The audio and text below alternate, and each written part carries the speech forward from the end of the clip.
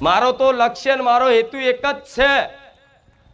કે તમે ઘેર બેઠા મન માતાને ખાલી સ્મરણ કરશો, ઘેર બેઠા મારા રામનું નામનું જપ કરશો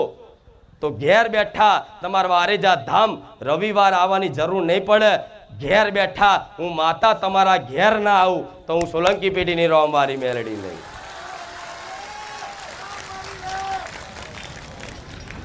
આ સમાધાન બતાવું છું તમને,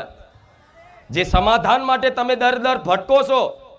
અને જ્યાં ત્યાં દાણા જોવડાવો છો, જ્યાં ત્યાં પૂછાવડાવો છો કે અમને શું જીવનમાં નડે છે કે અમે આટલા બધા દુઃખી થઈએ છીએ। કોઈ જ્યોતિષને બતાવવા જાય તો હાથ બતાવશે, કોઈ ભુવાને બતાવવા જાય તો દાણા જોઈને ચેક કરશે, કોઈ તાંત્રિકને બતાવશે તો એની રીતે તંત્ર વિદ્યાથી કોઈ મૂઠ ચોટ, કોઈએ ધંધો બાંધી દીધો છે, કોઈએ કરી નાખ્યું છે, આ બધું